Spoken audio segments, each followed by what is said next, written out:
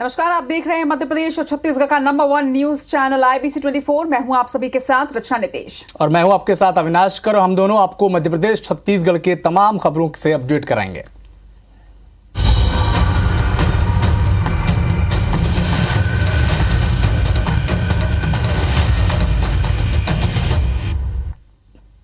चलिए, सबसे पहले खबर छत्तीसगढ़ की। प्रधानमंत्री नरेंद्र मोदी के कार्यकाल के 9 साल पूरे होने पर केंद्रीय नेता जनता के बीच पहुंच रहे हैं और इसी सिलसिले में गृह मंत्री अमित शाह गुरुवार को दुर्ग पहुंचे। यहां पर उन्होंने एक बड़ी आम सभा को संबोधित भी किया। गृह मंत्री अमित शाह ने विधानसभा चुनाव और 2024 में होने वाले लोकसभा चुनाव के प्रचार का शंखनाद किया। उन्होंने कहा कि लोग संकल्प लें कि वो छत्तीसगढ़ में भाजपा की सरकार बनाएंगे और केंद्र में मोदी की सरकार लाएंगे। 2023 में छत्तीसगढ़ में किसकी सरकार बनेगी? जोर से बोलो, किसकी सरकार बनेगी? केंद्रीय गृह मंत्री अमित शाह का संभागीय सम्मेलन में शामिल होना और उससे पहले पद्मश्री उषा बारले के निवास पर जाना ये प्रदेश के सतनामी समाज को साधने के संकेत दे रहा है।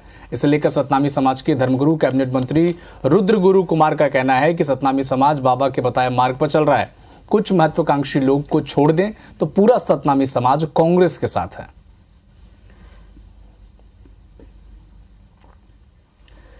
अगली खबर बालाघाट से, जहां पर सीएम शिवराज सिंह चौहान ने गौरव यात्रा की शुरुआत की। हालांकि तकनीकी कारणों की वजह से गृह मंत्री अमित शाह कार्यक्रम में शामिल नहीं हो पाए। जनसभा में शिवराज सिंह चौहान कांग्रेस पर जमकर बरसे। शिवराज सिंह चौहान ने कांग्रेस सरकार के कार्यकाल की खामियों को गिनाया। इसके साथ ही जनता से चुनाव। छत्तीसगढ़ प्रदेश कांग्रेस कमेटी की प्रभारी महासचिव कुमारी सैलजा 2 दिवसीय छत्तीसगढ़ दौरे पर गुरुवार को रायपुर पहुंची। रायपुर पहुंचने पर कुमारी सैलजा ने कहा कि अगले 2 दिनों तक प्रदेश के वरिष्ठ नेताओं के साथ बैठक होगी। संभागीय सम्मेलन के पूरे होने के बाद कार्यकर्ताओं तक पहुंचना है, इसलिए रणनीति बनाई जाएगी और कांग्रेस का हर नेता बूथ तक जाएगा। इसके साथ ही उन्होंने संगठन में हुए बदलाव पर कहा कि पार्टी का अंदरूनी मसला है। छत्तीसगढ़ में कांग्रेस सरकार और संगठन के बीच बेहतर तालमेल है।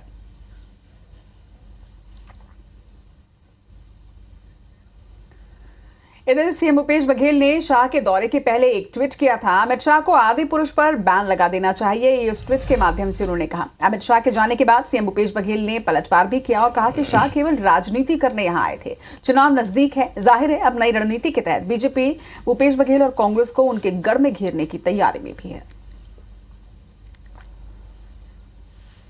छत्तीसगढ़ प्रदेश कांग्रेस कमेटी की प्रभारी महासचिव कुमारी सैलजा ने फिल्म आदि पुरुष को लेकर सीएम के ट्वीट पर कहा कि एक तरफ आस्था होती है तो दूसरी तरफ चीप पब्लिसिटी। बॉलीवुड में राजनीतिकरण हो रहा है और सिर्फ कमर्शियल ढंग से लिया जा रहा है। फिल्म आदि पुरुष को लेकर सीएम भूपेश बघेल के ट्वीट पर पलटवार करते हुए पूर्व नेता प्रतिपक्ष धर्मलाल कौशिक का कहना है कि बहुत अच्छा होता कि अगर सीएम केंद्रीय मंत्री से मिलने एयरपोर्ट आते और अपनी बात रखते, लेकिन वो चूक गए। ऐसे में उनकी बात कौन पहुंचाएगा?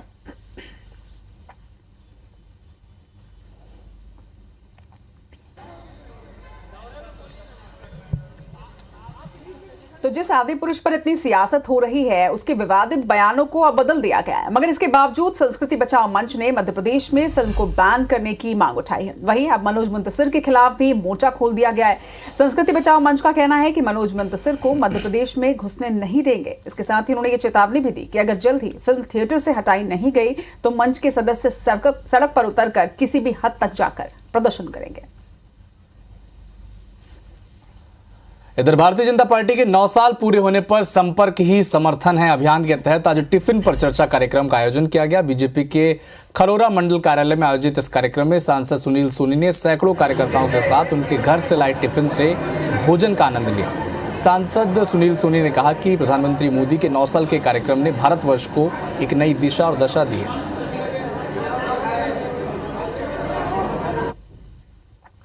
खबर अनूपपुर से है, जहां का दौरा गुरुवार को मध्य प्रदेश के नेता प्रतिपक्ष गोविंद सिंह ने किया। इस दौरान गोविंद सिंह ने अनूपपुर जिले के तीनों विधानसभा सीट पर चुनावी चर्चा की। वहीं नेता प्रतिपक्ष ने अनूपपुर जिले के तीनों विधानसभा सीट में ब्लॉक सेक्टर और मंडलम के साथ जिले के वरिष्ठ कार्यकर्ताओं और पदाधिकारियों की अहम बैठक ली।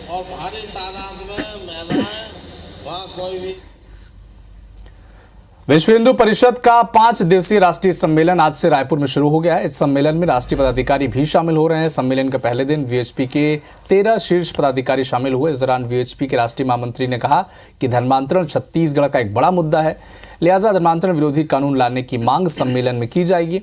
साथ ही सम्मेलन को छत्तीसगढ़ में होने जा रहे विधानसभा चुनाव से पहले की तैयारी के तौर पर देखा जा रहा है। तो अगली खबर भोपाल से है, जहां लाडली बहना योजना के बाद बीजेपी पार्टी युवा मतदाताओं को साधने के लिए यूथ विंग को जिम्मेदारी दे रही है। चुनाव को देखते हुए भारतीय जनता युवा मोर्चा युवाओं को जोड़ने के लिए हर मंडल में युवा मतदाता सम्मेलन करेगी। युवा सम्मेलन में 18 से 25 साल तक के युवाओं को आमंत्रित किया जाएगा, जहां केंद्र और एमपी सरकार की उपलब्धियां और योजनाएं बताई जाएंगी।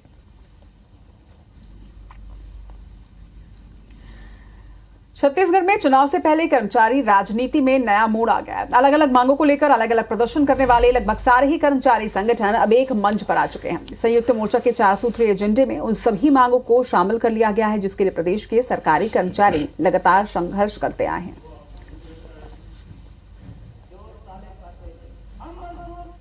छत्तीसगढ़ कर्मचारी अधिकारी फेडरेशन, महासंघ, मंत्रालयीन कर्मचारी संघ एवं प्रदेश के अन्य कर्मचारी संगठनों के साथ मिलकर हमने एक फोरम तैयार किया है। मुझे पूरा विश्वास है कि इस फोरम के माध्यम से प्रदेश के कर्मचारियों की ज्वलंत समस्याओं का निराकरण करने में हमें अवश्य सफलता हासिल होगी। भारतीय जनता पार्टी मध्य प्रदेश विधानसभा चुनाव के साथ ही लोकसभा चुनाव की तैयारी में भी जुट गई है। महाजनसंपर्क अभियान में नेताओं की मौजूदगी और भागीदारी की मॉनिटरिंग केंद्रीय संगठन कर रहा है। बीजेपी ने सभी सांसदों और विधायकों को 2 पन्ने के नोट्स के साथ 3 फॉर्म भेजे, जिसमें पूछा गया है कि महाजनसंपर्क अभियान के दौरान आपने कितना काम किया, कितने घरों तक पहुंचे। साथ ही उन्हें आगे के टारगेट भी दिए गए हैं, लेकिन कांग्रेस कह रही कि यह सब दिखावा है।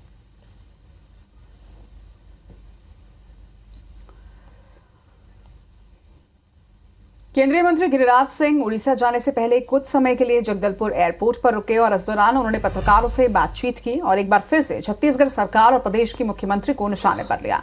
उन्होंने कहा है कि केंद्र सरकार की योजनाएं छत्तीसगढ़ में चल रही हैं और उन्हीं पर लेबल लगाकर छत्तीसगढ़ सरकार उन्हें अपना विकास बता रही है, जबकि सरकार ने अपने कार्यकाल में कुछ भी नहीं किया और जल्द ही गाँव-गाँव में लोग सरकार के छलावे से बाहर आ जाएंगे। किसानों को छलने का काम बंद करो। घोषणा पत्र में जो लिखा था कि हम 2500 देंगे तो 4 साल का हिसाब जोड़ के दो। ये नहीं कि मोदी जी जो पैसा दे रहे हैं उस पर 10 पैसा चढ़ा दिया, चढ़ावा कह दिया। मैं ही तो आरती उतारा हूँ। एमपी के गृह मंत्री नरोत्तम मिश्रा नक्सल प्रभावित जिले बालाघाट में कानून व्यवस्था की स्थिति की समीक्षा करने पहुंचे। बैठक में डीजीपी समेत आला अधिकारी भी मौजूद रहे। इस दौरान गृह मंत्री ने कहा कि साल भर में 1.5 करोड़ के नामी नक्सलियों को मार गिरा दिया गया है। नक्सलियों को फंडिंग करने वालों पर निगरानी रखकर सख्त कार्रवाई की जा रही है।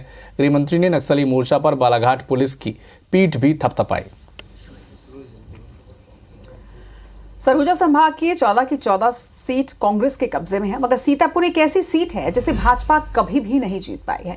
छत्तीसगढ़ बनने के बाद यहां 4 चुनाव हुए हैं, जिसमें से हर बार भाजपा को हार का ही सामना करना पड़ा है। कांग्रेस से इस बार भी अमरजीत ही मैदान में होंगे और कांग्रेस उनकी 5वीं जीत का दावा भी कर रही है। कांग्रेस का कहना है कि अमरजीत भगत बेहद मिलनसार हैं, जिसके कारण जनता उन्हें इस बार भी जीत का सेहरा जरूर पहनाएगी। प्रधानमंत्री मोदी 27 जून को एमपी दौरे पर आ रहे हैं। पीएम के भव्य रोड शो कराने की तैयारी प्रदेश के बीजेपी संगठन ने शुरू कर दी है। रोड शो के लिए प्रधानमंत्री कार्यालय प्रस्ताव भेजा गया था, लेकिन प्रधानमंत्री कार्यालय यानी पीएमओ ने रोड शो के प्रस्ताव को खारिज कर दिया है। अब भोपाल में प्रधानमंत्री नरेंद्र मोदी रोड शो नहीं करेंगे। बता दें कि नरेंद्र मोदी भोपाल में वंदे भारत ट्रेन को हरी झंडी दिखाने और बूथ विस्तारक कार्यक्रम में शामिल होने भोपाल आ रहे हैं। छत्तीसगढ़ में स्थानीय लोगों को तृतीय और चतुर्थ श्रेणी के पदों पर भर्ती में प्राथमिकता देने की मांग को कोर्ट से झटका लगा है। सुप्रीम कोर्ट ने इससे जुड़े मामले को खारिज कर दिया है। दरअसल सरगुजा और बस्तर में स्थानीय आदिवासियों को भर्ती में प्राथमिकता मिल सके, इसके लिए आदिवासी समाज आंदोलन कर रहा है। समाज का ये आरोप है कि राज्य सरकार जानबूझकर इस मामले में लापरवाही बरत रही है। 10 दिन पहले भीषण अग्निकांड का शिकार हुआ भोपाल का सतपुड़ा भवन अब दोबारा काम के लायक नहीं बचा। जांच रिपोर्ट में पूरी बिल्डिंग की जर्जर करार दिया गया है। मुख्य सचिव इकबाल सिंह बैस ने सतपुड़ा भवन का अब इस्तेमाल नहीं करने का फैसला लिया है। इसके साथ ही घटना के 10 दिन बाद भी नेशनल इंफॉर्मेशन सेंटर का पोर्टल ठप पड़ा है, जिसमें छात्रवृत्ति, पेंशन और फसल खरीदी के साथ ही कृषि बीमा जैसे काम ठप पड़े हैं। केशकाल में प्रतिबंधित हाइब्रिड मछली थाई मांगुर परिवहन पर मत्स्य विभाग ने बड़ी कार्रवाई की है। विभाग ने 3 टन प्रतिबंधित मछली को मिट्टी में दबाकर नष्ट किया, जिसकी कीमत लगभग 5 लाख रुपए बताई जा रही है। थाई मांगुर को ट्रक में डालकर आंध्र प्रदेश से उत्तर प्रदेश ले जाया जा रहा था। नेशनल हाईवे 30 सारबेड़ा के पास ट्रक खराब होने की वजह से मछलियों को दूसरी ट्रक में जब लोड किया जा रहा था, उस बीच मुखबिर की सूचना पर मत्स्य विभाग ने यह एक्शन लिया।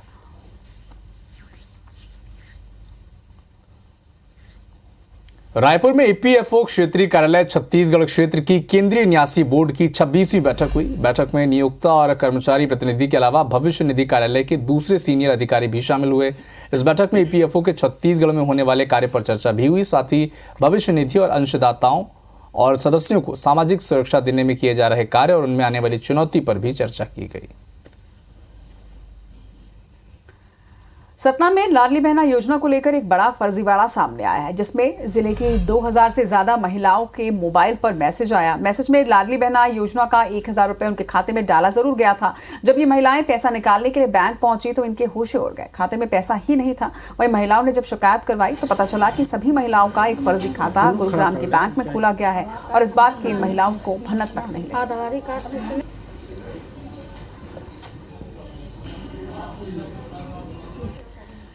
तो फर्जी खाता और आधार को लिंक कर दिया गया था। आपको बता दें कि सतना में लाडली बहना योजना के नाम पर जिस तरह से ये ठगी की गई है, 2000 से ज्यादा महिलाएं इस ठगी का शिकार हुई हैं। कलेक्टर ने हालांकि इस पूरे मामले में अब जांच के आदेश जरूर दिए हैं। खड़ा कर लिया रुक करेंगे कवर्धा की ओर, जहां पर नाराज ग्रामीणों ने चक्का जाम किया है। आपको बता दें कि निर्माणाधीन NH 130A पर यह जाम किया गया है। सड़क में मिट्टी डालकर छोड़ने से लोग यहां पर काफी नाराज बताए जा रहे हैं। लोगों को आने जाने में काफी दिनों से परेशानी का सामना करना पड़ रहा था। पांडातराई थाना के परसवारा गांव के पास का ये मामला है और बड़ी संख्या में लोग यहां पर इकट्ठे होकर किस तरह से चक्का जाम कर रहे हैं वो तस्वीरें भी आप देखिए। कवर्धा की ये तस्वीरें हैं।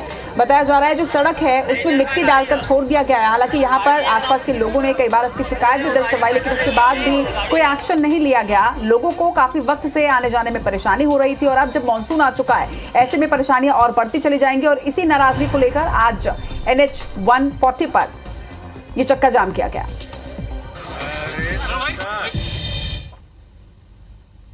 खबर मुरैना के बदहाल स्वास्थ्य व्यवस्था की। मुरैना जिले के पोरसा सामुदायिक स्वास्थ्य केंद्र में पानी से तालाब बन चुका है। तस्वीर भी आपको दिखाते हैं। पानी भरने के बाद मरीज और अटेंडेंट्स को अच्छी खासी परेशानी का सामना करना पड़ा, जो जाहिर तौर पर आप समझ भी सकते हैं तस्वीर देख के। बरसात के सीजन में हर बार इसी तरह की स्थिति यहाँ निर्मित होती है। फिलहाल बारिश शुरू हुई है और इसके बाद ही पूरे अस्पताल परिसर में क्या तस्वीर सामने आई है ये आप देख रहे हैं। अगर कहीं बारिश का प्रकोप ज्यादा रहा तो अस्पताल की स्थिति बिल्कुल खराब हो जाएगी। कुल मिलाकर दिक्कत जल निकासी की है। सवाल ये कि स्वास्थ्य विभाग आखिर पोरसा अस्पताल के साथ सौतेला व्यवहार क्यों कर रहा है। सूरजपुर में एक बार फिर से IBC 24 की खबर का बड़ा असर हुआ। दरअसल मंगलवार को एक युवक मृत्युंजय सिंह ने सोशल मीडिया पर पोस्ट किया, जिसमें उसने कुछ लोगों की हत्या करने की बात कही। हथियार के साथ अपनी फोटो भी पोस्ट की। IBC 24 ने इस खबर को प्रमुखता से दिखाया, जिसके बाद कोतवाली पुलिस ने आरोपी को गिरफ्तार कर लिया है और न्यायिक हिरासत में जेल भेज दिया है।